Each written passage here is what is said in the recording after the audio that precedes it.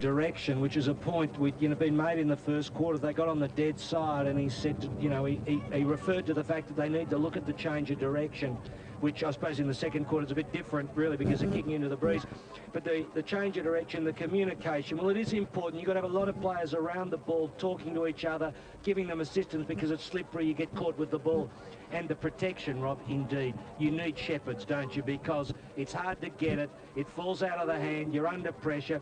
One shepherd can really change things for you. There's David Rhys-Jones. Oh, well, it's a very Australian gathering there. The Friars of Bone, that bloke could be straight down from Darwin. I was just thinking he's looking part of the squadocracy, Reece, today, isn't he? He wouldn't look out of place in the members of the MCC. No, and that coat, he's been wearing it quite consistently into the huddle over the past few weeks when we've seen him on the television, so it must be his favourite. Part of the ritual of coaching, it would seem, for David Rhys-Jones. But I think we're in for a very, very intriguing second quarter. In fact, we'll see with those instructions from Andy Collins, whether they come to any fruition. We'll get down to Ross Booth shortly, who will tell me just what the state of that breeze is. Carrying the drink tray. Righto, Roscoe, now you've had a chance to spot that breeze. Tell me what it's worth and tell me the exact direction in which it is travelling. A couple of goals, I'd say south-southwest, and Dino Domenico, the runner in the background there for Frankston. But guess what David Rhys-Jones said to his players, Phil? Bring the ball out on this attacking side. Basics, very happy with that first quarter, and the ball will drop short as players get tired. So simple instructions from David Rhys-Jones, but that's I'll make a coach after all. Well, you see that south-southwester, of course, we'll see it'll come over the zebra roof down there at the other end. So the breeze is favouring the end left of screen. Well, yes, when we have we'll see the zebra up at the northern end, the zebra grandstand at some point. The breeze eventually coming over the top of that roof. Okay. From the southwest. Yes, it's going to the left of screen, of course, and Ross said about 2 goals. I worked out what those hand motions were about, Rob, eventually. All right, but Sandy doing the attacking against it. Clark off the ground, but only as far as the big fellow here in Angus. Kick was a poor one. Yes, and that's the side, really, for scoring. Keep working, Mickey, keep working. So Frankston have the breeze in the second quarter.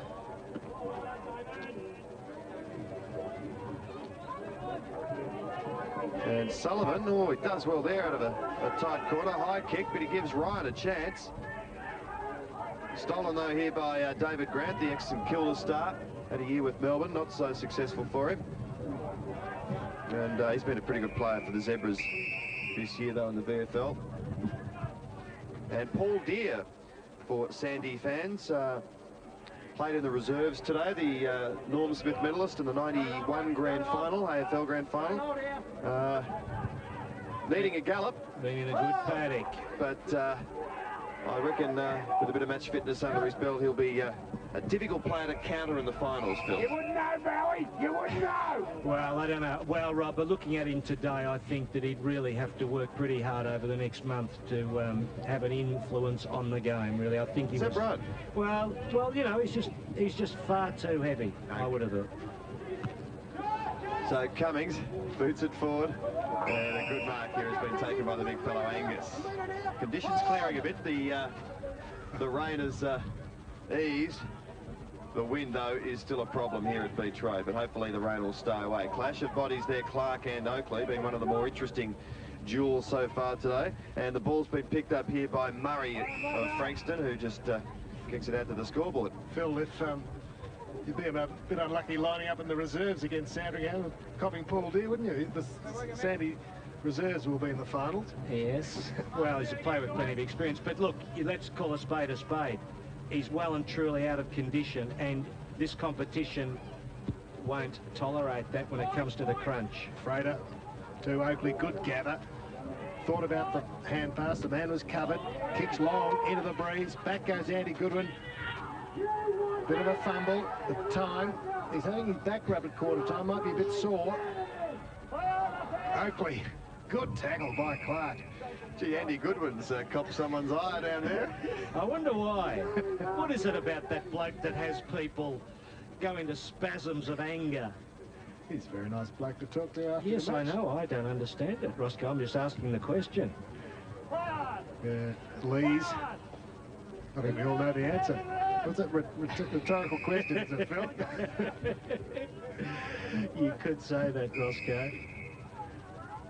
And Mrs. Ethel Worley is 90 years of age and she loves the VFL telecast, and she's tuned in today, and we send you a big cheerio. She's a mad Williamstown supporter and has been for years, Rob. So all the best, Ethel. Many happy returns. Keen, but not mad. I'll stick up here, Ethel. Yes. How dare I say that? A point the difference. Up goes Lees. Good contest. Down to Mitchelson. Hooked it back pretty well. Lees again with the spoil. Nugent looking for the free. Didn't take possession. Cummings, nice quick kick off the ground. Covered a bit of distance too. And the Stubbs can't keep it in. Yes, what testing conditions they are. I see Tim Reynolds with the job on Pickering too. That's a good contest. Way down to the left of screen. Pickering kicked 5 goals last week for Frankston. Danger player. Cummings again doing some hard work there, and Haynes has been very busy. He's certainly throwing his little body in, and geez, an improved player, I reckon, in the VFL. He's good, Rob. He really does have a shot at it. 6 possessions, but that doesn't really tell all the truth of his work, because he does get under the packs. There's little Frater, another one.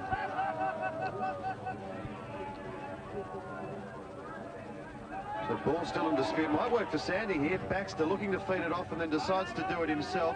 Kick held up in the breeze. Clark was late, then kept going through his momentum. Good play. Off to Charles. Charles' kick, though, wasn't quite marked by McConville. Perhaps should have taken that. Grant now. Got the footy, but going backwards. Oh, just hand passing's fraught with danger in these slippery conditions, and that's a free kick going Frankston's way, I believe. It is treacherous, Rob, isn't it? Trying to handball the football gets you into all sorts of trouble. And King now for the Dolphins towards half forward. Stubbs, no, couldn't take it on the second attempt. Sullivan offloads now to Burnell. What's he doing up there? Making his presence felt towards Lees. Not without a chance from around 50. Might be just too far out to score. Got the breeze over his right shoulder, though. Won't quite be a goal. Need a big mark. They'll get one anyway. And it's King. At the back of the pack, he's kicked their second and put them in front. Well, Lee's there, running down the ground, as we've seen so many times over the season, Brian Lees. He's a great runner. He takes his man on. There you see him there, playing at centre-half back, but down at the 50-metre. And over the back, gee whiz, good, you wouldn't be happy with that, Andy Collins, as King just slides in. The players, well, both players caught in the contest there for Sandringham. And the goal resulting. So, King again, good return to the senior side after a broken jaw. Sullivan's getting a lot of the ball. Pretty sprightly today. Gives it to Murray. Can he get onto his left foot? No, prefers the right. Wasn't so effective, but meeting it was Freeman. Bowie left it behind. McGeorge, good tackle. Malloy. David Grant. Turned it over. Can Justin Pickering capitalise? No, he can't. Good contest. Loose ball. And Foley with the push from Malloy. Cummings centres it. Darren King again. Travelled 10. So, no, it didn't say the umpires. It's Lawrence. Well, similar to that one in the first quarter that you talked about, Roscoe. Probably about the same distance. Lawrence here kicking from the attacking side. But distance could worry. Well, though he can just be close enough, I would think, to get the distance. Yeah. Well, good call, Phil. And you would have been there, taking that mark uncontested in the goal square and putting it through about 20 years ago. Yeah, yes. Well, play in front in these conditions. Well, David Rees-Jones comment at quarter time. Cummings now. Just trying to find a Well, way through there. Couldn't do it. It's interesting though, Rob and Ross, on that you're trying to get your brain in order, and that's it. You know it's what you should do, and yet the wind blowing, you think, no, I'll drop back. It's just hard. There's that contradiction there between the brain and what the body will do. Difficult to score at either end today, really, in this breeze, but more comfortable perhaps at this end left of screen, which Frankston are kicking to.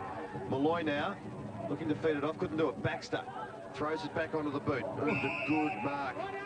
There are only 15 marks, I believe, taken in the first quarter from either side. A very low statistic. So it's tough. And here's Oakley. A real live wire half forward. Sort of bad kick towards Foley. Might come back to him. No. Off the ground now, Templeton. Interesting kick this, but no one's there for Sandringham. Dundas will go off the ground. It's a bit like the FA Cup at the moment. And that's a pretty handy kick. Yeah, a bit like we're playing at a Teesside too. The winner. There's Brett Murray. Phil, speaking, what was Eunice, was it, at Williamstown? Ethel. Yeah, well, I'll just give you the Seagull sports sheet. I know you look forward to that from Alan Crocker. Full of news about the Seagulls. Yes. Ghazi's Pizza joint's a big advertiser in the Seagull newsletter, isn't it? It's the place to be. Yeah, well, The Lebanese special from Saad Ghazi. Oh, that's my favourite when I'm down at Williamstown, Roscoe. yes, when you're at Williamstown. Murray takes it over the line. It's not there. Oh, yes, it is. Yep. Give us a look at that. Well, Well, look, now, I'll now give you look, a free play. speaking of the old rivals, there's Port Melbourne's coach Neil Ross struggling with the football record. Yes, they play Coburg tomorrow. Big past players up at Coburg, Roscoe. Should be a good day. And marked outside half forward by Des Ryan. Nice kick. Oh. Doesn't meet its target. It was a bit short, really. But at least it's out on the right side of the ground. Pickering paddles it back into Bowie. Kick was smothered. Would have been by Haynes. Sullivan goes back. Didn't get a hand on it. Loose ball for Freeman. And running strongly the ball was Tim Scott Brannigan. Was good.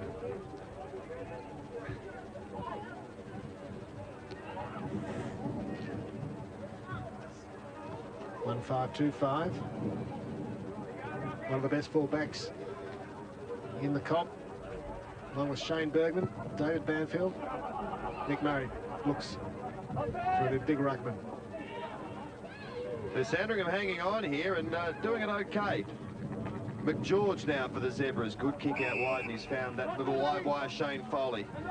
Tries to set up something here by bringing it in towards Baxter. Not without a chance. Baxter in space. Goes for home. Was a good kick. No one was there except Andy Goodwin. To the crowd's delight. He mucked it up and then played a bit of tunnel ball and conceded an unnecessary behind. What a place to do it in front of Can Hill, Roscoe, or the Albius Hill as it is alternatively called. I reckon his back might be troubling him. Look, that was awkward. Yeah, that was it was. stiff. And he was receiving attention at quarter time. Yes, well, our man Roscoe's been in there. He knows everything that's wrong with a play. If a bloke's got a sore toe, Ross Booth will know all about it. Matthew Dundas.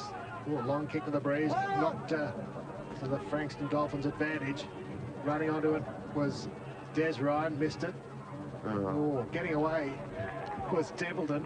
Got out of trouble when the hand pass looked a bit suspect. I tell you what, this game's a bit harder to pick than that show on a Sunday night, Melissa. I tell you what, it's got some twists and turns, and this one I just can't be quite sure of the plot yet. I've Can you? got no idea about Melissa. Big fan of Melissa's characters, though. They're terrific, aren't they? I've slept. They're lovely people, aren't they? Oh, I love to invite them round for a genuine. dinner party. Genuine. It's a pretty good 2 hours on a Sunday night, but back to the footy with Hamish McBeck there. And Frankston now booming it forward. Good effort by Freeman there. Trapped it and then lost it. Here's Glenn Nugent, the ex-Hawkins Saint in the AFL. And he goes out to another ex-Hawken Bulldog in Darren Baxter. Scott Brannigan takes the mark. Is that worth 50? No. No, I think that's a good call by umpire Bozzo. Was in the contest, and in fact I think Dundas goes over the top, so you'd have to accept that as quite reasonable within the rules. He'd normally eat this, Tim Scott Brannigan, but I think today... Into the breeze there. Into the Rob, breeze, big query over the distance. But he's... No. Drop short. Play in front, Zebras. Play in front. He's just motioning to them. Not exactly confident himself. Looking to feed it off. Foley. No. Haynes there. Does well with the tackle. And perhaps there's still a chance here, Sandringham. Brought back in by Qtrs. The tackling again good. Charles arrives to lend assistance, and it's not a day for finessing, is it? Perhaps just to get as much distance as you can and then work it out. Well, hence Andy Collins, Rob, said about protection, didn't he? And you can see why. You need the shepherd so you can just have time to steady. Oh, it's almost in the back, yes, Roscoe. Against Lees, was it? No, Haynes to Baxter. Oh, pushed by Dundas. No free kick. And Lees will be allowed to take the kick. 6 or 7 goals might win this. Yep. If that. Lees. Off hands, said the umpire for Des Ryan. And Frankston falling into that trap of the dead side, Roscoe, as per Sandringham in the first quarter. So it's pretty tough. The wind blowing across the ground. A south-southwester, as our weatherman Ross Booth pointed out. He's pushing up to replace Edwin when he goes on holidays. Thanks, Phil. I bet you'd come up with some good rulers too, would you? Oh, yes. Pointers, thanks, Phil. There's that sky, Phil. Beautiful sky. Yes, it is. Well, I think the camera lies, actually. Missing it was King. Qtrs came from Springvale Juniors at number 34 for the Zebras. Related to? I don't know that, Phil. From the DDJFL, it's the Dandenong District Junior Football League. I think. Sounds good to me. The DDJFL, that is sensational. I don't know why, but it just sounds poetic or something. Anyway, Cummings off the ground. That'll work, I think, towards Burnell. Did well, Team Burnell, to turn around just at the final moment and on hands and knees take a chest mark. Well, he kept his eyes on the ball, and David Grant there, wasn't it? Yes. Got lost. And turn your back on the footy. Swirling breeze. Cardinals hit. Now, Burnell probably too far out to score. Might Good not be, kick. though. It was an excellent kick. Wind got hold of it, though, and dragged it away to the right. Well, it just shows, Rob, doesn't it, with that kick, how far you've got to put the ball out to that left-hand side as we look at those two goals, the left-hand goal post, because it swings back. And look at what Nick Murray faces here, coming in. Zone defences. Yeah, well, not quite. Wouldn't go short today. Good long kick. Gets it out of the 50. But it might be coming back to him pretty quickly. No, Burnell fumbled, and lending assistance there to the Sandy cause was Campbell McKellar, who forced it over the line. So a tough day at the office for Sandringham and Frankston, two of the better teams in the competition. Not looking at it today, but they're confronted by gale force winds here and plenty of rain also in the equation. So very difficult for you. And there's the breeze. Gee, I wouldn't like to be a koala up there, Roscoe. I don't think we get many at Beach Road, Phil. Not these days. Perhaps about 1836 there might have been a few. Tony Batman can tell you all about that. The old scoreboard in the back, 18-12. The top side leading the second side by 6 points. Yes, good. There's a brave coach, Neil Ross, there, leaning up against... Scotchy's not with him. Scotchy's not with him today. They were together at the Werribee Frankston game a couple of weeks ago, but yes, I think all pleasantries are over with now that the finals are on. There might have been Qtrs or perhaps Lawrence who got the kick forward towards Oakley, inside 50. Just see the handball there from Foley, not quite up where Oakley could run onto it. You've got to be so precise with the handball if you're using it. That was the right thing to do, but it just needed to be up where he could pluck it. so Cummings getting another kick. He works pretty hard, number 36 for Frankston, but a good mark has been taken here by David Grant. Now, he want to centre this into a more attacking position of the ground. Oh, great mark, Foley. He might go on. A chance here for a goal for Sandy. How will he go? Just misses to the left. You know, Two Rob, behinds for Foley, Phil. yeah, just as he kicked that, I figured he wasn't going to get the goal because he didn't quite allow that breeze. You've really got to put it out to the right if you're going that end, and he kicked it pretty well straight at the goals and never quite going to go through the big sticks. attention catching Stephen Cummings.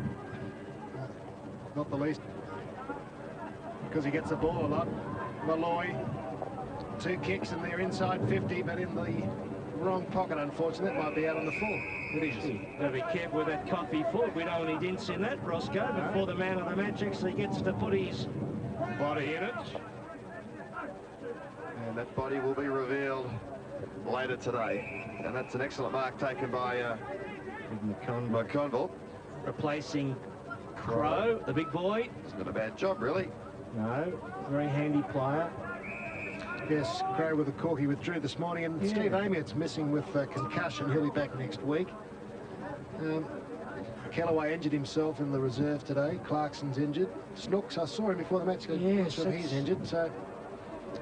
So, you know, there are players to replace players in that lineup. Same story as Frankston, Phil. Depth, but not much difference in it. Pretty well, except that Amiott's I class as a bit of a match winner, and, you know... And Crow. And Crow, of course, your big man, but then Clark would match with Frankston, except that Clark's injury remains a problem, Rossi. He's probably not going to be a match winner in the finals, based on what we've seen over the last month. Yep. Mitchelson. That's travelled 10, I think. No one could grab it. Freighter. McConville. Damon Lawrence. Hands up. Good work. Avoided the tackle. Moore goes back. Bowie. The contest. Malloy. Attractive football, but desperate. Bit of space for Ryan. Dribbling it towards the goal, but wrong side of the post from his point of view. Gee, these are tough games to play in, you know. They are so difficult. Wet, the wind, a howling go. We had a big wind last week, Rob. You were away. I think you're in the snowfields or somewhere having a holiday, but it was a big wind down at Frankston. Yes, I understood that. Phil wasn't in the snowfields, trying to perfect the golf game, and it's a long way from it. Interstate, Rob? Barely interstate, Ross. I think he means he was in the States having a hit with Greg North. I think that's what he's really trying to tell us. Wasn't at the USPGA, let's say that. There is a bloke who actually looks after blokes who can't hit the ball. What's his name? Baker Finch, isn't it? Isn't he doing that now? Yeah, well, he's still a fair bit better than... although my mate had a good round, but no, not me. Blaming the clubs, blaming the course, blaming everything else, but... Did you watch the Murray Bombers when you're up there? No, I missed the Murray Bombers. There wasn't a game on it at Chuka. There's a nice obscure clue. Angus with a kick out.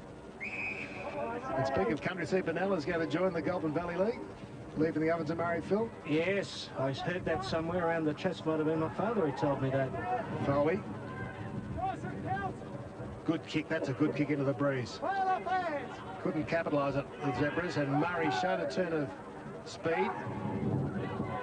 Gets it out to Ryan, a fumble. Baxter extracts his leg and gets a kick. Good one. Marked by Tim Scott Brannigan. Now, they've had it around this area on a few occasions. Will he go long or try and pass it? Bit of a combination of both. Near the attacking area, but a good fist from Andy Goodwin. Gee, there's still a few people sprinkled around the terraces here. You can see them, and that's the scoring area. That's where the wind is coming from, over that hill, the Can Hill. But not a bad crowd on the terraces considering the weather. This side, Sandringham will bring a crowd to Port Melbourne, as will Frankston, I think, this year. I don't know what that chord is on the screen. Never mind, it's not on the way at the moment. Charles. This is Coughlin. Ooh, bad kick. The half forward. And Brendan Moore picks it up. Very open Frankston forward line, and this will travel a long, long way. Freeman gets there first. Real 2-on-2 battle here. And speaking of the grand final, if you were, 3LO, 3RW, 3SER. Well, radio coverage massive, ABC Television Live. Queuing up they are to broadcast the grand final. And of course, Roscoe, big reception before the grand final for the clubs. Good to see. Peter Freeman left it behind, paddled out into the direction of Moore. The left foot will favour him. He was pushed, was he? Yes. And puts a bit high. He's not behind the mark. Umpire man says, get around there. Centering kick. Who's he looking for? Malloy will fly. Went up, nudged away by McGeorge, the opponent, and Lucky. clear kick for Baxter.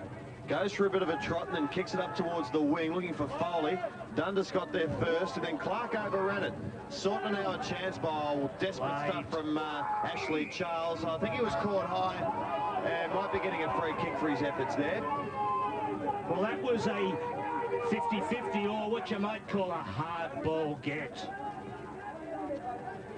Yes, thankfully you don't hear much of those here. Brendan Moore in towards the half-forward line. And Frankston fans, if you're confused, number 8 is not Stephen Ryan, it's Darren King wearing 8 today. Kicked a goal in their second quarter, which remains the only goal scored so far in this term, which is some 23.5 minutes old. The first quarter went 30 minutes with 2 goals. A lot of throw-ins. Oh, running into Tim Scott Brannigan was bowing. Sullivan grabbed high, not rewarded. Oh, great pressure, chance. From King the kick, underneath it is Ryan. And a chance for a Frankston goal. They lead by 6 points. I tell you what, Roscoe, see in front, good work, but this bloke is capable of kicking the goal, but they've got to get a nice tight instep on the ball. The rhythm's got to be right, because we saw a kick from here previously and it dropped short. But experienced campaigner, Desi Ryan. 42 goals from 52 matches. 1 here would be handy. Keep up the average, roughly. Nice approach. Oh, pushed it right. He has. Well, gee, you know what there, Ross, though? The approach was pretty good, and he gave it a bit of air. He put it up neatly, but he just went to the right. And, of course, the wind did the rest.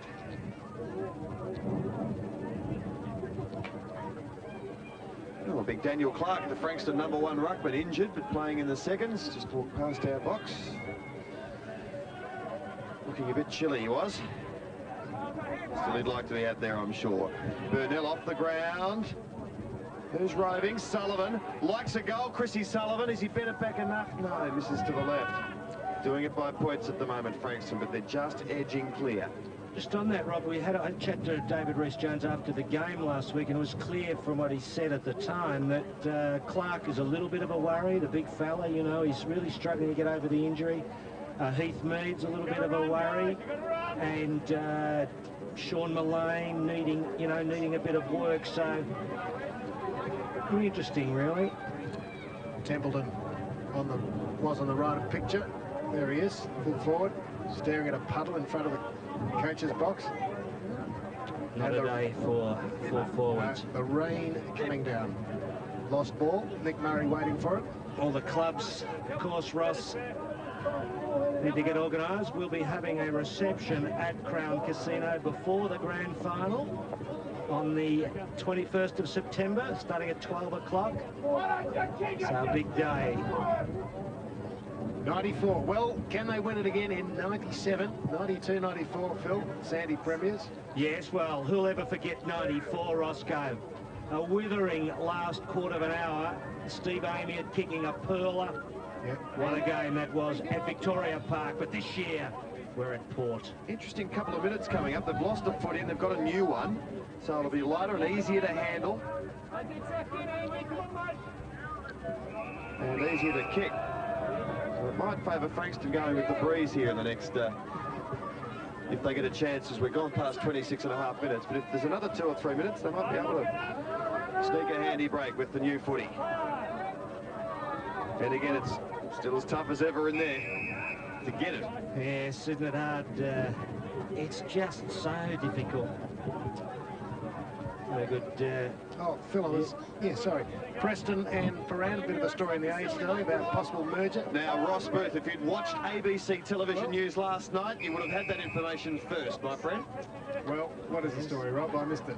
Well, Paran and Preston are interesting that Paran has bobbed up again, but I understand, Phil, that gaming facilities are interesting Preston. Indeed. And Paran want to get some sort of association back in the competition, so they're looking at some sort of a merger, and the letter's gone out to the members of both clubs. Chance here for Frankston in the goal square. Through. And it will be a goal after all of that. Burnell claps the hands and says thank you very much. Well, how stiff that was for Tim Scott Brannigan. The idea was right. You see umpire Bozzo there having a bit of a lark with Burnell, and it's good to see umpires exchanging pleasantries with players. That's a good practice, I suggest. But here you see Scott Brannigan. He's got the right, he's in trouble. He's got to get rid of it. But Burnell sneaks around the back, kicks the goal, and as he comes out, you just spotted umpire Bozzo, and he said, I think you're a bit lucky there, son. And the members of both Preston and Paran have received letters, and there's a meeting coming up in a few weeks where they'll no doubt have more information. Lions supported, yes, Rob.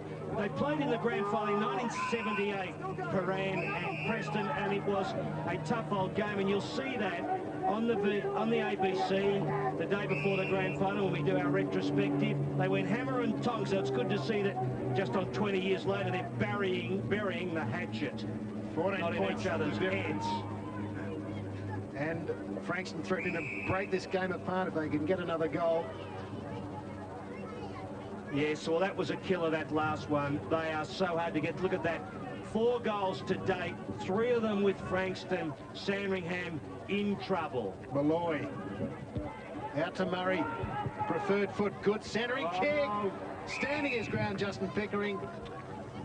And who went to ground, was it? Remy Rennett's got the job on Pickering, been working him pretty well. Well, he just tripped, didn't he? Yes. Now, Roscoe. Did he trip himself over? Well, he was at the back. We might, well, I don't know if we can see that again after this shot at goal. I think you'd probably claim that he got his foot caught up with Pickering, and that's his own problem, Roscoe, if you can't stand up. That's the way I saw it. Now.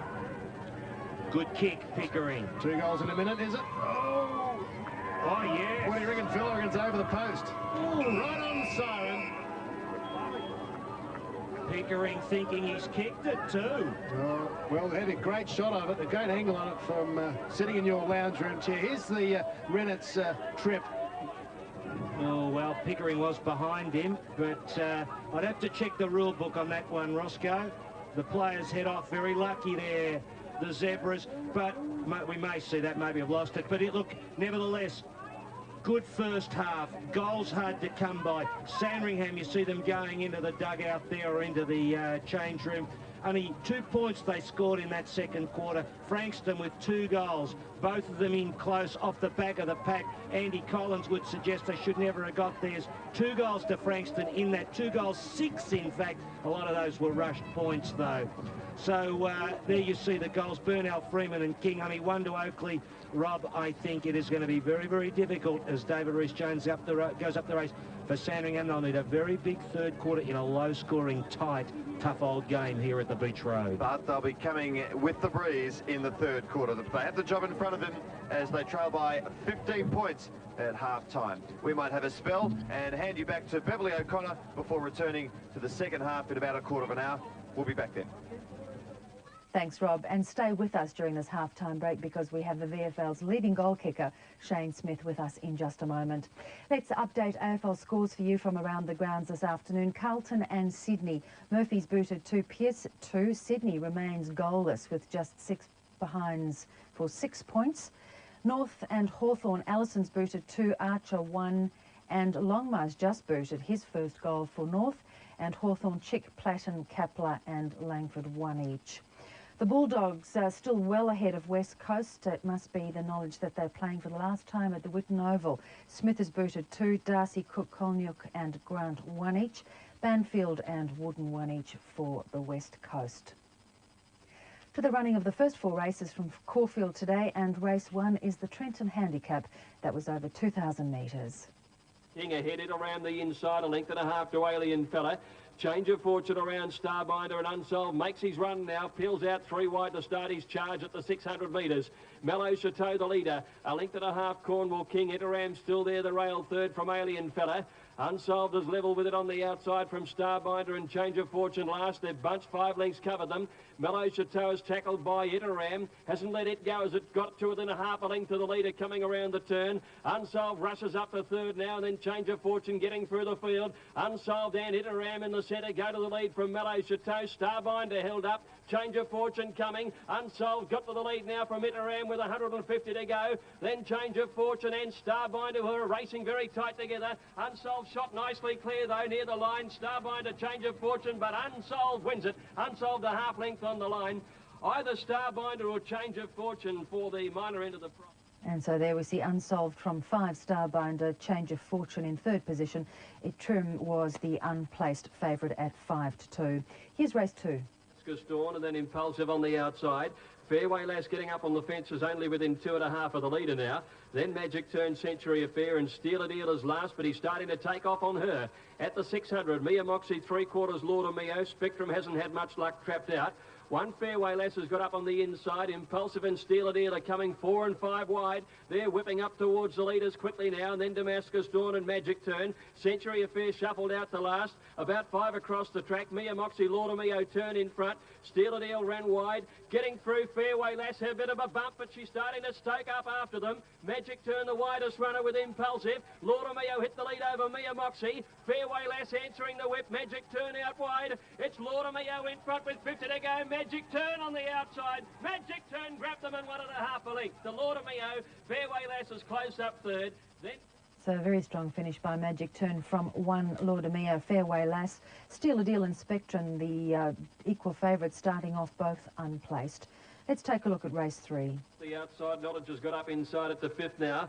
1.5 to Bone Giller Tom on the inside, and then came Made to Move deep out around the outside of Dana Soraya, and then second coming, and Gold Boom last. Nearing the 600, Immigrant the leader, half a length to Racy Dancer. Schubert is third on the outside, Made to Move. Gold Guru back 5th on the inside from Knowledge, and then Dana Soraya. Bone Giller Tom second coming, and Gold Boom is last. Immigrant the leader, coming around the home turn at the 400 metre mark. From Made to Move ran right off the track. Immigrant in front round the turn. Schubert 3 out, coming at it now. Knowledge deeper out with Dana Soraya, and Racy Dancer is 1 off the rail. Immigrant in front. Schubert comes at it now at the 200. Schubert gets the upper hand from Immigrant. They're followed by Gold Guru finishing well, and Bone Giller Tom. But it's all Schubert now. He dashes away. Running on his Gold Boom on the outside, but Schubert wins it well by over 2 lengths. Getting up for second, Gold Boom in front of Immigrant. They were trailed in. So Stephen King bringing home Schubert, which was the favourite from 9 Gold Boom and Immigrant, and as we see there, 50-1 the odds for Gold Boom. Here's race 4. Back behind at a length and a half away, Desert Mistral, Molinetta and Kids together, and they're being trailed by Lady of the Pines, Jumansky, very deep at the 600. Well back is on the inside, Kensington Palace coming to the turn, followed then by Tuscany Girl. Towards the end is Mirabelle and Skytress, 2 lengths last of all. Gummy in the centre, on the inside, Cornwall Queen. Cornwall Queen taking the lead around the home turn. Except wider out from Kirkberg deep, and they're followed then by further back is Blazing Aura out wide. In the straight now, Cornwall Queen under the whip, being joined by Accept on the outside. Then Kirkberg, Desert Mistral, La Volta through along the inside. Accept as the leader. Accept drawing clear from now coming home well is Blazing Aura on the outside. Accept ran out badly and hampered her. Accept has won it by a length. Desert Mistral and La Volta are close up for the minors, and Blazing Aura. And there was a protest 4th against 1st, but it was dismissed. So Darren Gauci winning on Accept from number 9 and 16. The philosophy of policing has changed over the years, and never more so than in the 90s. Keith Smith, the Chief Superintendent of the Gippsland District, has been addressing the issue of violence through the Community Policing Coordination Unit. We spoke to him recently in sunny Morwell. The Gippsland Anti-Violence Project is a 3-year action-oriented research program designed to reduce the incidence of violence in the Gippsland region.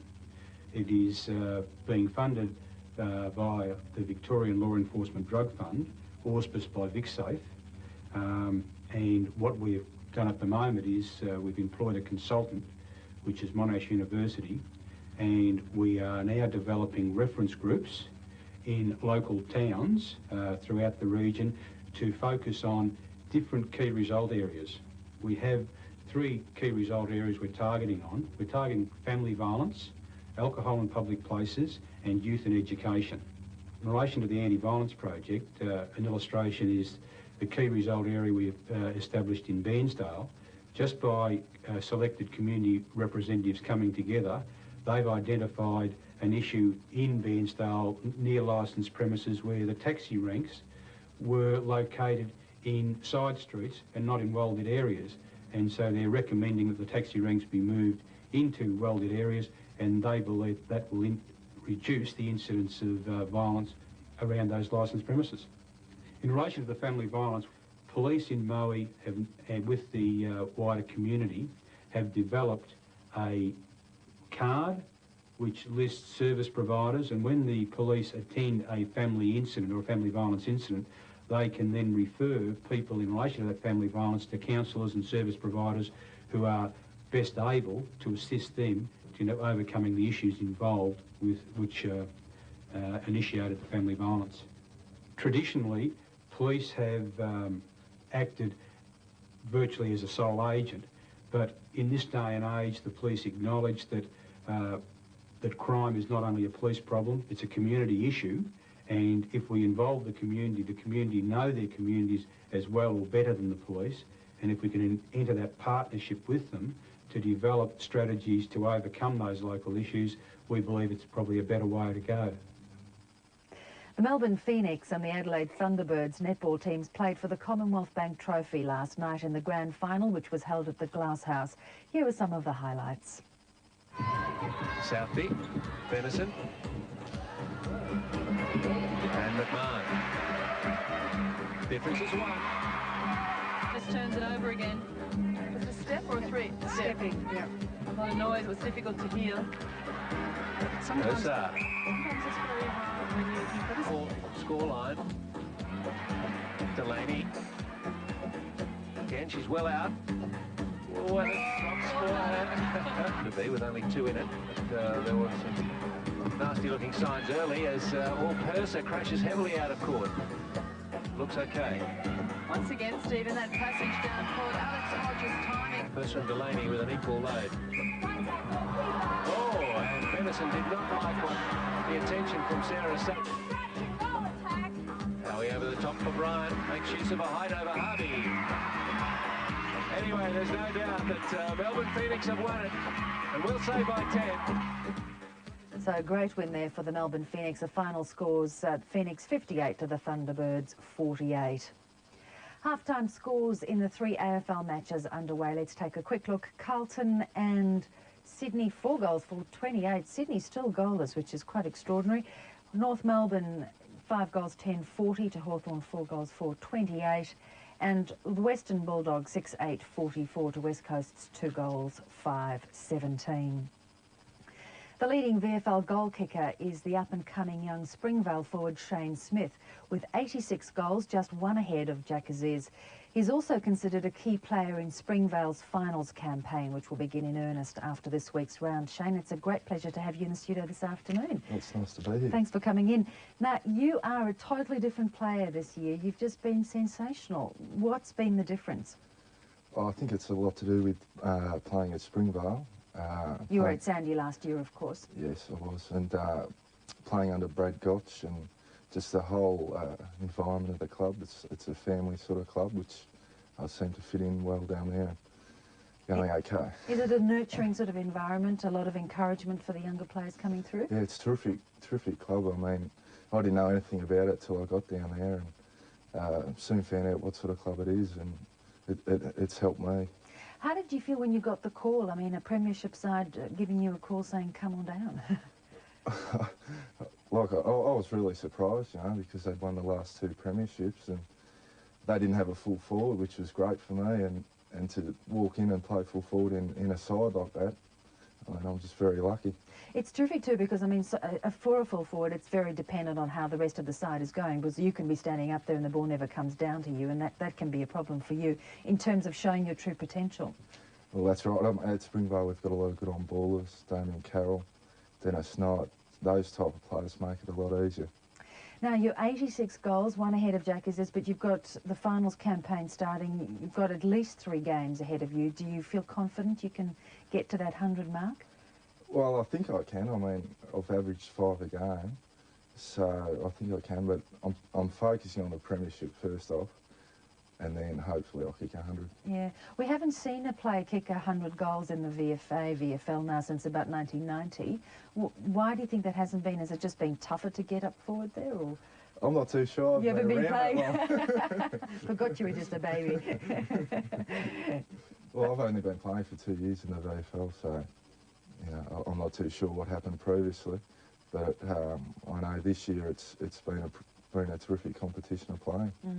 Now, you talk about the finals campaign. What is the focus? Because you are the defending premiers and you're going to go into the finals. How do you keep that focus and make sure that you're going to sort of manage to get through there unscathed?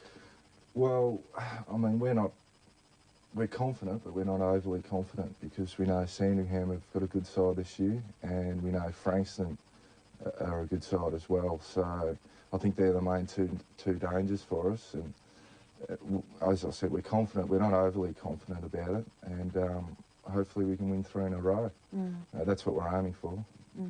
Now, we see, as we're talking about who's booted 100 goals, people like Freddie Cook and Rex Hunt and Ian Rickman. Would it be a real achievement? Would you feel terrific if you could get to that point? Oh, I think so. Any full forward wants to kick 100, no matter what standard or grade of football it is. So, I mean, to be put in with those sort of names, Rex Hunt and Fred Cook would be, it'd be an achievement. Well, you're just 22. You played a couple of games with the Sydney Swans, who we see this afternoon aren't doing too well, or they're fairly comfortable in the final series this year too. Would you like to play AFL again? I mean, you're young, you've got a lot of potential. Well, I'd like to, yeah. I mean, they haven't been sniffing around, have they? I don't know what they think. You don't want to know. I can't read their minds, you know. I just don't know what they're thinking at the moment. I mean, I know a lot of clubs need forwards to kick goals, so, you know, I can only go and kick goals. Do you think the AFL are using the VFL as properly in terms of looking at some of the players coming up? Well, I'm not too sure because I know there is a lot of good players in the VFL. You know, whether they're going to pay attention to them this year, who knows, but there is a lot of good players going around. All right. Shane, we're going to head out to the broadcast where Phil Cleary and Rob Waters are standing by. Phil, you often accuse Shane of being a bit of a surfy. Well, I can tell you he's not. He tells me that he's not a surfing boy. Well, we never let the truth get in front of a good story, Beverly, as you well know. But he's had a great season, and he does look like a surfer, and I think we'll probably have to go with that for a bit longer. But, Shane, what was wrong with Sandringham? Why were you so keen, actually, to get to Springvale? Well, I just wasn't comfortable playing at Sandringham, and I needed to be in a family-type environment, which Springvale is. So, you know, being not comfortable at a club isn't great. You're not going to bring out your best football. So, I was rapt to get the call from Springvale. And Shane, I'm a bit disappointed that you aren't a surfy. I mean, you embody everything about the surfy. What, are you born in inland Horsham or somewhere where you've never actually been to the beach? What's the story? Well, I used to be a surfer, but I've been speaking to Ross Booth, and he tells me that he's the surfer. So we're going to get down to his place on the Mornington Peninsula over summer. If you're interested, Phil. Well, I tell you what, Shane, you've been a bit temperamental in a couple of those games, a bit like a surfer, I would have thought. If you got the angst up a couple of times, some of those other clubs ribbing you a bit, are they? Oh, they haven't been too bad this year, Phil. As you know, it's pretty frustrating down on the forward line if the ball's not getting down there. But no, it hasn't been too bad this year. Those Frankston blokes, I think they were giving you a bit of curry, weren't they, out at Springvale that day? Well, you're not going to tell me what they said. I think he's been to the Brad Gotch School of Politeness and knowing. Shane, it's been terrific having you with us this afternoon. All the best for the future. Let's hope you have a successful campaign and get that 100. Thanks a lot, Beverly. Now, Phil, I'll send you back to reminisce on the days that you came up with a little delicacy in the groin area. Shane and I were talking about it. He says he steers clear of that part of a person's anatomy. Well, I did get pinched in 1986 for kneeing to the groin, and I remembered it because of, with Nathan Buckley, getting pinched for the same offence, but I got found not guilty as well, Beverly, and I never need anyone in the testicles, I can tell you that much. That's your story too. Well, that's very reassuring, Phil. It's terrific to be so close to you here this afternoon at half-time of this big game between Sandringham And, of course, Frankston now, well, if he's not a surfer, let's put another label on him. He's looking very Miami Vice today, Shane Smith, wasn't he? Very, very cool indeed. I reckon there'd be a few girls out there who would really like the look of Shane, and I think we could turn him into a cult hero too, especially if he kicks goals. Look, you know, in the old days, we used to turn out a lot of goal kickers, big goal kickers. Kim Smith at Paran, we talked about Paran. Jamie Shaw was big, and Rickman and Freddie Cook, and Rex Hunt kicked a swag down here, kicked 100, over 100 in 1981, I think it was, for Sandringham. So it'd be great to see the goal kickers come back into the fore, and of course we've got Joshkin at Werribee, and Shane Smith, I reckon, is becoming a very, very talented player, and he will see him in the finals. And much depends on Shane for Springvale's hopes of a third premiership this year. Of course, the Vale's going for 3 in a row. But we're not going to see too much goal kicking today, because at half-time there's only been 4 goals kicked in this match here today, being played in atrocious conditions at Beach Road. It's difficult to describe in many ways. Let's just say it's wet and it's windy. That'll be a start, Rob, won't it? Well, but it doesn't really sort of highlight the degree of difficulty that confronts the players. I mean, the wind is just howling a gale here, and the rain has been pouring, so pretty tough. Goals at an absolute premium, and Dean Burnell couldn't believe his luck here. Yes, well, poor old Tim, was it Cockburn that tried to handle it, went through it before, and Burnell got it. And I made the comment there, umpire Vozzo had a chat to him about that, and you see the kicks, well, more to Frankston, marks close, handballs, Sandringham using the handballs a lot more, Rob, but in these conditions, that is dangerous. The frees are pretty tight, the hit-outs are fairly even. You know, they've been inside 50, I'm not sure of the inside 50 figures, but 24 to 23, so pretty even there. But it's really a day where you've got to help each other. You've got to get him close and protect your man to give him that bit of space, Rob.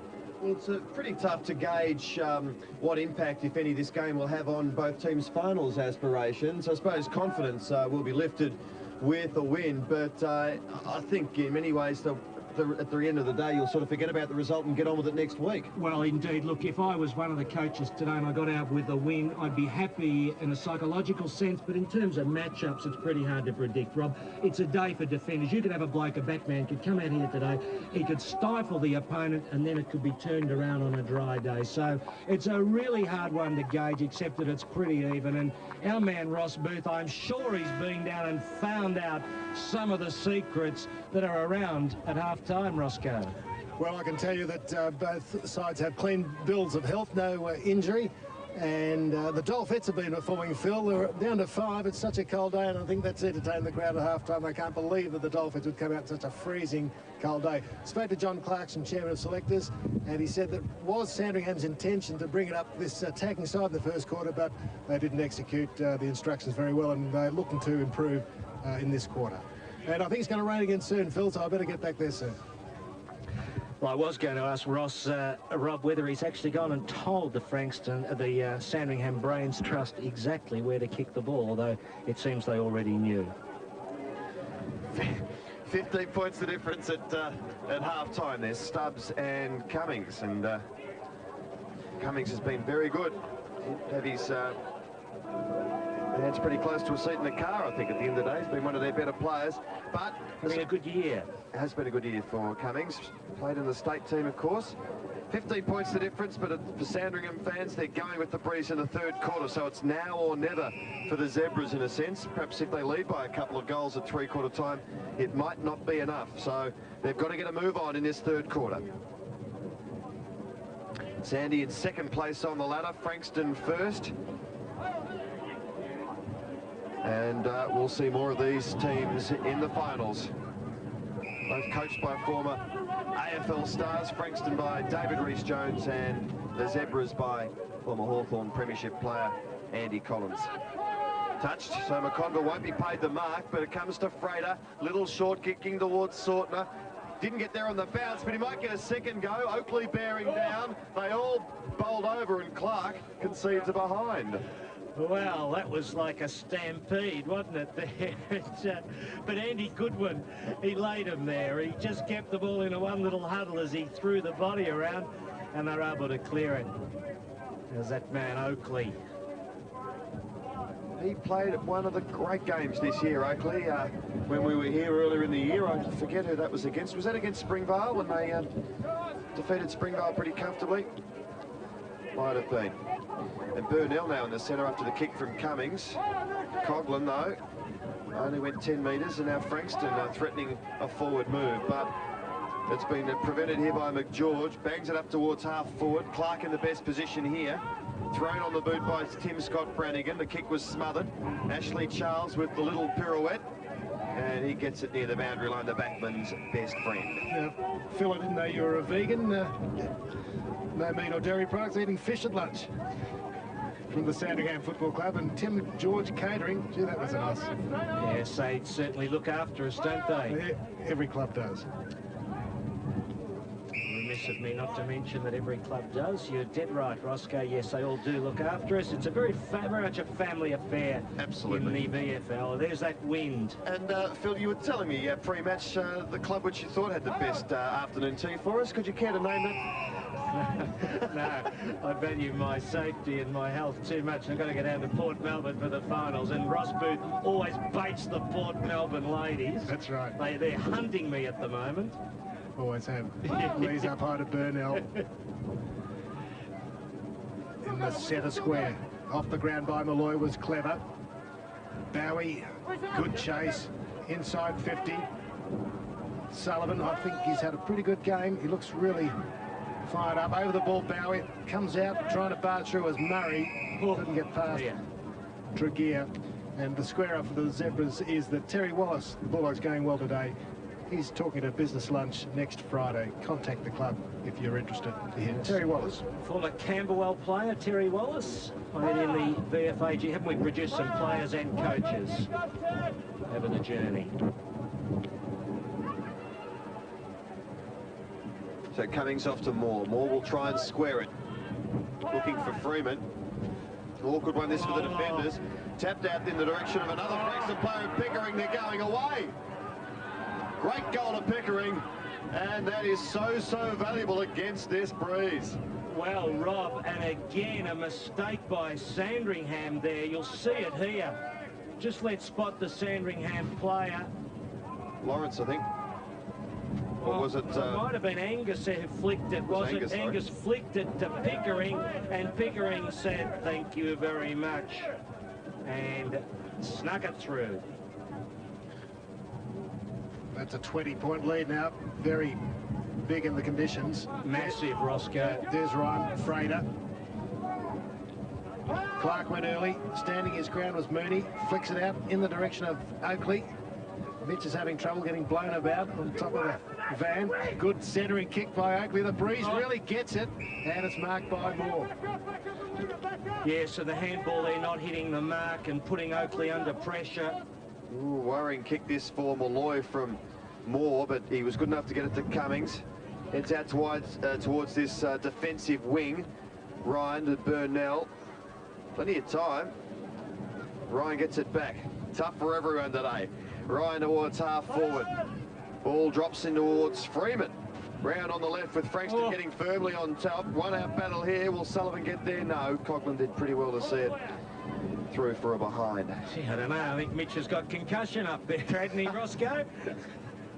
Go on. I tell you what, you can see from that wind, our boys are out in the open, and are they copping it? It is blowing a gale. So they're all having a terrific time being here this afternoon, as ever. Big long kick, travelled 55 metres. Yes, Ross might take them to the bar for a stiff scotch at the end of the game, Roscoe. And we're referring to our cameraman, of course. Yeah, of course we are. Oh, see, we haven't had a day like this for some time, I wouldn't have thought. Last week was pretty windy, but not nearly as bad as this. Not as wild, no. Capsalis trying to take advantage. Cameron Templeton getting some strapping. Would that be Phil Bruce's ribs, do you think? I would think so, Roscoe, and they hurt. Des Ryan, that's a good kick into the breeze. Freeman almost plucked it.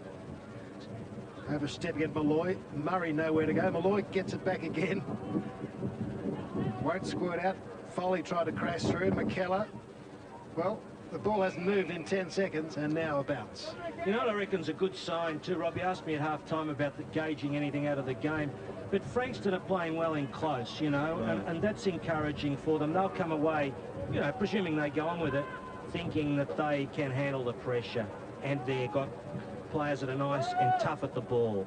Yes, I suppose, well, if you go to the second place team in the ladder a week before the finals and beat them on their own turf, you can only take a lot of momentum out of that, I suppose. Yeah, with nothing at stake, they can't lose top spot. Yep. So there'll be players there, you know, not giving it the full tilt. I suppose with 5 or 6 established senior players running around in the reserves, there's a fair bit to play for from a Frankston point of view, with a spot in a finals team only a week away. So we're at centre-half forward now for Sandy. Bit of creative running here, unusual today. Might end up with Sorter if he can gain possession. He's in the dead pocket though. And Burnell, well, kept his head pretty well and has given it up. Well, he was on the receiving end of something similar, and now it's perhaps payback time for Darren Mitchelson. Well, it's a good play, yes. Burnell here, gee, takes a risk. But, gee, what about Mitchelson there? Falling over and still gaining, finding his feet. He'll just get the distance, Rob, I would think. He's only 25 metres out and going with the breeze. Should make it, really. Needs to start it to left of screen. And he's snug it home. Big pressure kick. That's only their second goal today, Sandringham. You wouldn't believe it. It's taken at the 7.5-minute mark of the third quarter. And the margin, well, just under 3 goals. But there you see, Rob, good controlled kick by Mitchelson, not by Burnell, who should have gone wide. But that's easier said than done because the nature of the wind bringing it back. But Mitchelson not far out, and look at the distance. He just guides it, and it's just over the top, so it's not a long kick considering the wind. The Zebras need another one to Could have been high. Get within striking distance. Freeman leads Murray in the race to the ball. 2 fullbacks, good tackle Murray. Freeman presence of mind to get the hand pass away quickly. Up to Justin Pickering. Good snap into the goal square. Sullivan, Bowie off the ground. Sullivan lying on his back, and there's a kick off the boot of King. Lawrence it is, but it was touched. And he speaks to Darren King, huddling under the rugs in Brollies as it's brought back into play by Sandringham to Darren Baxter. Who said the suburban, well, talking Darren Baxter there from the west, who said the suburban ground was dead? Because you got it here at the Beach Road Oval. Well, Sandy have worked it up towards the wing. They're handballing a bit more in this third quarter. Tim Scott Brannigan. Yes. Giving away a free kick there. It's going back to Frankston, I think it is. A throw, Rob. The umpires paid that.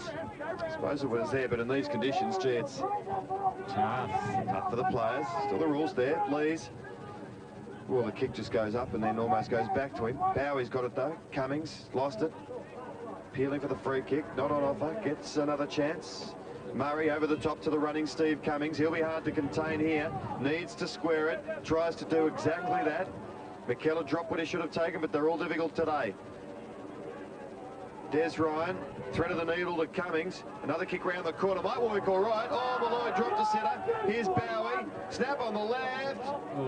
Wasn't far away. See, when Brett Bowie gets a chance from there, your heart is in your mouth if you're the opposition coach, and that would have been Andy Collins. Bowie's so good in close at the goals, but the wind was superior. 17 points. Murray, long kick. Des Ryan, McConville beaten by the boundary line.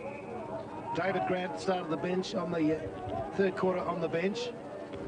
Hasn't done a great deal today. Not really setting a player whose strength, or one of, is his high marking. Coghlan getting attention to an ankle or a foot, getting a dry towel down. Justin Pickering played, turned every which way, got away. Another shot on goal. He's had 4 shots for 1 goal, 3. Yes, difficult from out on that dead side there. Problems for the Zebras here. Sandringham under the pump need goals. Straight up the ground for Murray. Good long kick, and Stubbs almost a great mark there. Charles, though, goes back towards Burnell. A bit more circumspect this time as he gets it to Steve Cummings. Could go a long way with his kick, Cummings. Held up in the breeze. More. And you just about pay that to McKellar. Yep. Just as well, Rob. Yeah, so under the pump there. This is the attacking side now. Can they set something up? 3 goals down. Perhaps they should start taking a few risks. And a wobbly old kick finds Mitchelson on wing, but it's on the right side of the ground. Mitchelson had kicked only their second goal a few moments ago. High kick to half forward. Right underneath it. But there is Brendan Moore, who is just so reliable, number 28, getting a pat now from a teammate in Darren King. Stubbs wins the tap. Possession here pretty important. McKellar taps it out towards Baxter. Gets it to Foley.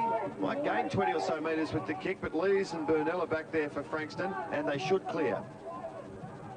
Bounce favours Des Ryan. Oh, good Been play. solid. Can he find a man with his kick? It's a good one into Cummings in front of McGeorge.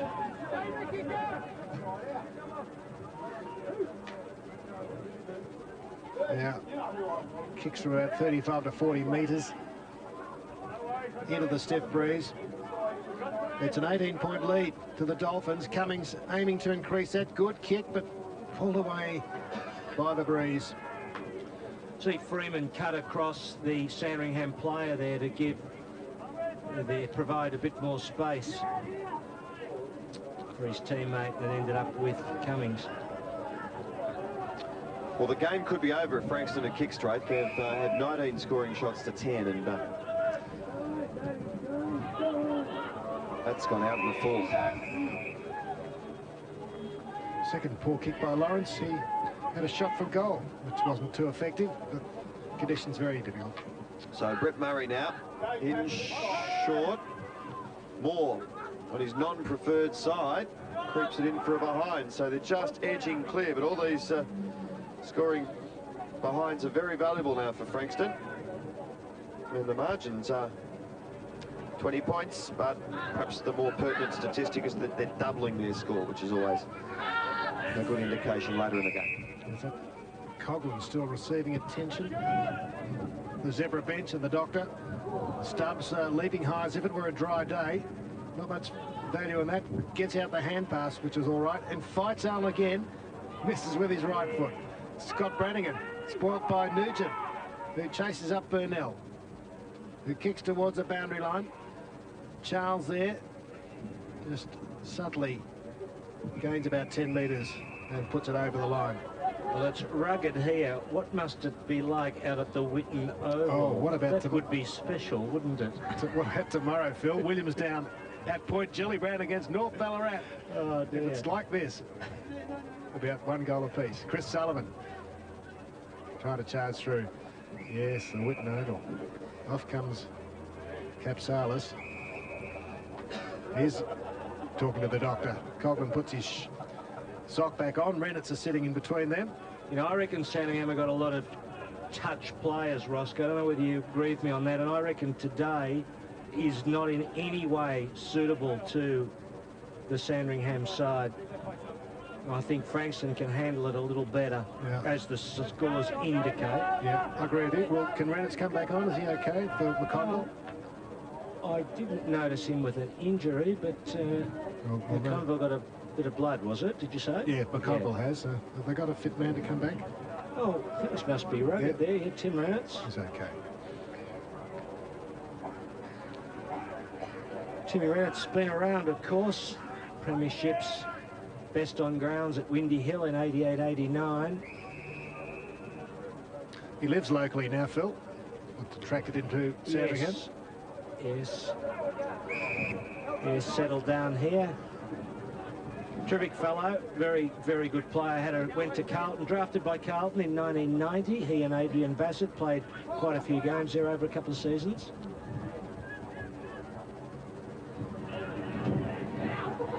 So it's like a rugby maul at the moment. And the scrum falls apart there. 20 points the difference here with Sandringham, well, they just can't get the footy in their attacking half. They've got Sorton one out with Goodwin in their goal square, and that's about it really in their forward line, but it's been all across sort of the centre of the ground and half forward for Frankston. Just need clean possession, they can't do it. Bowie, bit of ball handling skills there. Into the breeze, wobbles the kick. That's a good catch by Murray. Good mark today. And so few marks taken. It'd only be about 30 or so in the entire game. So Murray up towards the wing. Foley shoved Cummings in the back, then goes again. Lees was going for the boundary line, then it was smothered in, and he kept it inboard.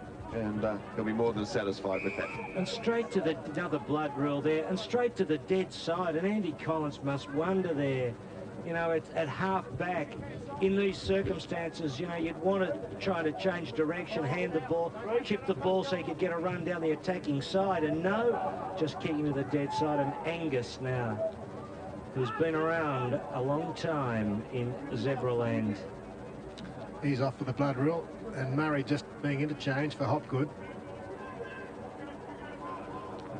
Hopgood with pace. Stubbs waiting for an opposition ruckman. It's Ned Kelly circa Jarrett. What was the Peter, is it? John Jarrett. John Jarrett. Yep. They called it The Last Outlaw, wasn't it? I think it featured on the ABC some years back. Oh, I think it might be one of our commercial friends, actually, Phil. Yep. Yeah. Yep. Dundas' kick is marked by... Well, it was certainly better than the Ned Kelly version done by Mick Jagger. I know that much. So good, in fact, that it's now a classic for all the wrong reasons. McKellar edged under the ball. Damon Lawrence. Cummings gets it out. Ball's out. Yeah, Mooney was looking for a free. Cummings did well. You'd be a Kelly sympathiser, wouldn't you? Oh, I'm a big... You got this. My favourite Martian, David Rees-Jones, got the antenna. Yes, I'm a Ned Kelly man, yes. Yep. I like a bit of larrikin. And Ross mentioned Benalla before. Famous place. The old bank robbery up there, Roscoe. Yeah, Geraldry. And Geraldry. Mitchelson. To Foley. It was actually Euroa, wasn't it? Benalla, I think, was Faithful's Creek, the station out there that they held up. Anyway, they're all around there. Yeah, the switchboard will light up. Yes, so northeast any deeper watches. Yeah. Maybe you'll have a VFL side in a couple of years up in the northeast. Gee, Benalla leaving the Ovens and Murray League. Bit of an uprising about that. Going to the Goulburn Valley League. They're struggling to be competitive, and feel they're in a more natural region with the Goulburn Valley League. A lot of reorganisation of country football with you know, declining population and trying to create more even comps. It's happening everywhere. Cummings. Oh, Lawrence almost got a hand and got cleared, but now he's got into the back of Foley. Economic rationalism's got nothing to do with the problem, has it, Roscoe, in the countryside? Just lack of forces. Oh, good centering kick. Clark's in front, that was good. Coming in the other way was Reynolds. Haynes got some space, chance for a goal. Oh, strong mark, Lachlan Oakley. He kicked the one in the first quarter.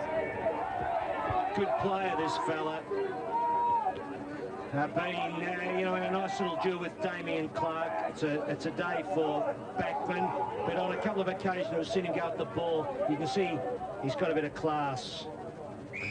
Yes, he's had only 6 kicks. He hasn't had many opportunities, but he's kicked one of the 2 goals, and he couldn't miss from here. He could, but he could. Probability very low. Puts it through. So the deficit now is down to 14 points, but Frankston come home with the breeze, although it's not a big goal-scoring breeze. Yes, well, he's one of the players that would have to lift them. He's a star player on his day. He really goes at it hard. And you see that Haynes there putting it up to him. Good grab. His father, Dennis Oakley, played 103 games and kicked 425 goals between 57 and 66 here at Sandringham. He was a great player, Dennis Oakley. Gee, it's a good average. That's over 4 goals a game. Yes, indeed. Robbie was star player. Kicked 100 goals on a number of occasions, I think. So if they get another one quickly, they're still in it. Big if, though. They're Goals at a premium today. And Dundas has his problems here. Oh, lucky. Prior opportunity there, he had to, but the tackle was a little bit slack. So Matthew Dundas, the former Richmond player, finesses a bit and gains about 40 or 50 metres or so, looking for Brendan Moore. Beaten to it there on this occasion by Foley, who slips it out up. Let that one go, I think. Just spilled free. Now's a chance perhaps for Sandringham. There's Sortner, legged, then Frater, gains about 20 or so metres. Clark loses the run of the footy. Nugent battling away. Oh. Scott Brannigan, Cummings and Frater. Well, Three pretty single-minded men there, and they all dive straight at it. Sorry, Rob. Just see him trying to get that they're just that yardage. Sandy had just been able to get a hand on that. She was away and there was a chance for them, but Frankston matched them. 3-8 to 4-16, would you believe? 22 minutes gone to the third quarter. That is a free kick against Sortner. That's silly, you know. Gee, you've worked so hard to get it within reach, and that man Goodwin gets in your road. Bends the legacy kicks. Might be assigned to all that circumstantial evidence of a sore back. Foley, been all right today, Phil? Oh, gee, you got to be careful. I don't want to walk in with a limp. You'll have some theory about what's wrong. All it'll be was that I stood on a stone. Haynes, Frater, McConville. McKellar didn't really have it. Frater again, get it out. Oh, tackled by God. Bowie. McKellar again. Going. Off the ground, that might have been Reynolds. Dundas in the way. Attacking at David Grant. Bowie. Well played, Bowie. He tried to find Hopgood. Picked up by McGeorge. Standing underneath it is Mooney, and there's an easy spoil there for Brian Lees. Good play by Brian Lees, punching it out. Mooney been very quiet, so they've got a few players that are real attacking forwards. And these conditions, 6 possessions to Mooney, is it? Gee whiz. A couple of those might have been off the ground, I reckon, Paul. Though they count. Yes, but, you know, they're not quite the same as getting a grab or kicking a goal, are they? You really need them. Need something to happen for them, the Zebras. 25 minutes, they're in big trouble. Well, Dundas conceding territory again. It's just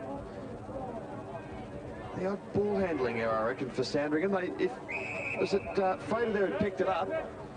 He had the numbers going past him to help a hand. I was so tough for them. It was interesting, though, Reynolds bumping Dundas there. Dundas had prior opportunity, laid the tackle, maybe a free kick. Foley, again, they're just going forward in waves, but leaving the ball behind. But they've got it only 20 metres or so from their goal. 14 points the difference here. Another one would give them a real chance. Nugent, he might be the man. Sortner doing the body work. Where's the footy? Off the ground. Now it's a Frankston free kick, a push. It's going to Ashley Charles. Yeah, Lachlan Oakley just leaned on Charles, unfortunately. Don't like the decision, some of the supporters. Up goes Stubbs again, too early. Over the ball, McConville. Malloy off for Giorgio. Maybe his first run. Mitchelson. Good chip. Baxter. Long kick. Sets it up in the breeze. Won't get there. Sortner. And Well Goodwin. done, Good Andy spoil. Goodwin. Charles has got pace. He takes it on. And he gets another free. That was a bit lucky, that one.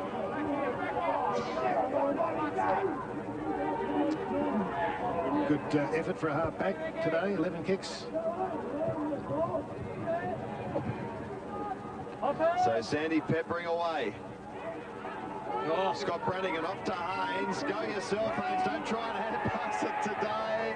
Did he lose it? Oh, Bowie almost was collected by, was it Oakley. nephew of Ross? Yes, indeed. Clark can see the funny side of it, which is interesting. It was like slow motion as he sort of leant towards him to play the body. He didn't even get close. Give him the benefit of the doubt, perhaps. Oh, God. Mooney and Lees with the body work. But again, that opportunity for Haynes, who was trying to feed it off as if it was a dry day, and not to be. No, almost a chance for free kick, Rob. You know, he got rid of it and was held, but probably the umpire paid it the right way. Good work by Haynes. He's had a good quarter from the boundary line across the face. Oh! Lachlan Oakley just checked to see he's all right. Good contest between those two. Nothing in that. Well, I think Oakley was a little bit careless, though, Roscoe. You know, I think he, you know, it comes to the point where there's a fence involved. I think he could have just been a bit more careful. Like, you know. Oh, I thought he just jumped over to save himself. Yeah, he did, but there was a little bit of a push.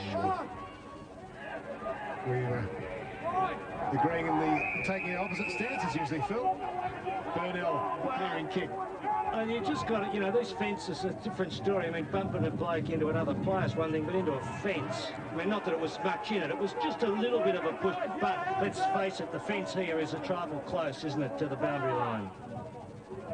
As I found out one day when someone hit me out here with an umbrella. Just doing their bit for the country, Phil. Yeah, that's McKellar in towards centre half forward, and Oakley, the man of the moment, perhaps could bring them within 8 points. Now, touch and goes to the distance here. Too far, Rob. Yeah, so you'd be desperately trying to get that front position. He'll kick from 45. 5 marks today, so good effort. And when he's been within range, he's kicked his 2 goals. It'll have to be a very big kick up to go off the boot beautifully. So Lachlan Oakley, big opportunity. It's a big kick. Won't just get there. There was only a foot in it, and it was bang on target. Yes, nice off the boot, big chance. So it's been in Sandy's forward half for much of the last 5 minutes. Foley. Kick was smothered. Clark somehow finds some space. Murray couldn't take the mark and then just spiked it on. Still there a chance. Foley now. Oh, he should have done better than that. That was the last go of the 3rd quarter, and 3/4 time comes with Frankston having gone away in that turn against the breeze. And there you see their margin, and the lead now 14 points. And is it enough, Phil? Well, you'd have to say so, Rob. Like, it's taken them 3 quarters to get those 3 goals, Sandy. They battled a bit harder in that quarter. They gave themselves opportunities, but again, the weather made it very, very difficult. It's always precarious once you get the football. Just can't be sure whether you're going to actually make something of it.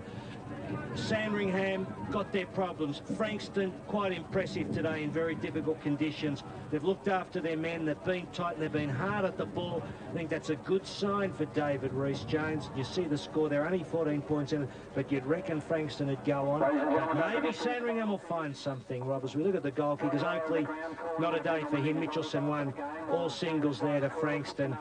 But a big last quarter here if Sandringham are to be a chance. Frankston by 14 points. We might check some